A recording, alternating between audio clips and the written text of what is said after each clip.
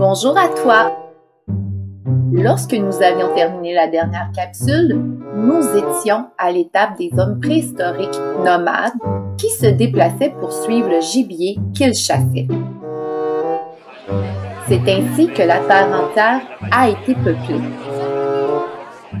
Dans cette nouvelle capsule, tu découvriras comment ils sont arrivés en Amérique. Alors, de nouveau, on va remonter le temps pour se rendre jusqu'à cette époque.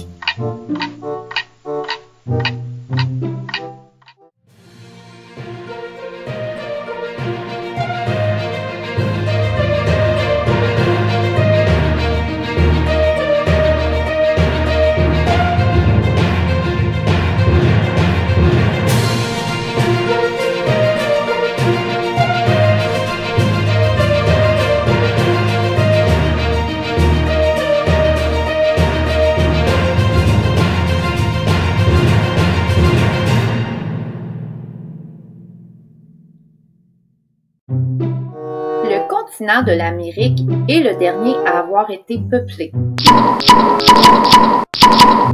Tout commence à l'ère glaciaire il y a environ 20 000 ans. Sur la Terre, tout est glacé, même les mers et les océans.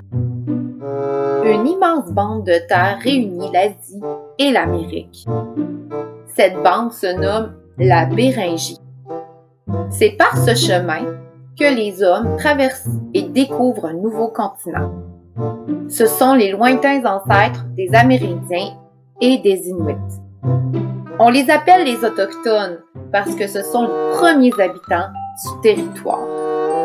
Certains vont rester plus au nord et les autres vont descendre de plus en plus vers le sud.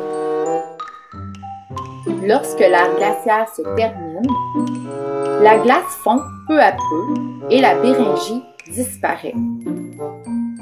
Elle laisse sa place au détroit de Bering, qui est toujours là de nos jours.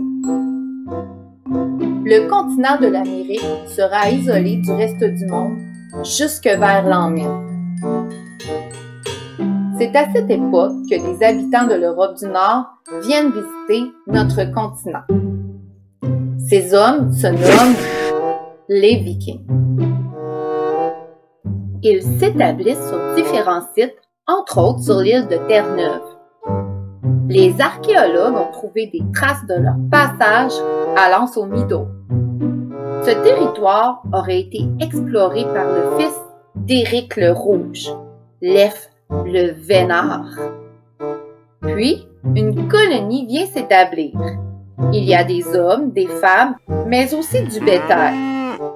Sur le site, au moins 8 bâtiments ont été trouvés, dont une forge. Certains historiens croient que les relations avec les Autochtones étaient bonnes au début, mais qu'avec le temps, elles se sont détériorées. Ce serait l'une des raisons de leur départ.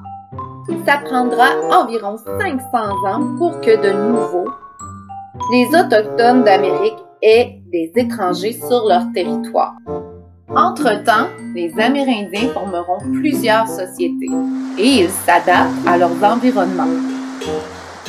Tu te souviens qu'ils étaient nomades, c'est-à-dire qu'ils se déplaçaient en suivant les animaux qu'ils chassaient, comme les bisons géants, les mammouths et les chameaux laineux.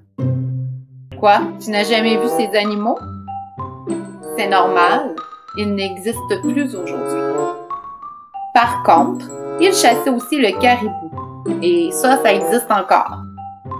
Dans la prochaine capsule, nous allons voir un peuple qui changera de mode de vie et qui deviendra sédentaire. Qu'est-ce que ça veut dire?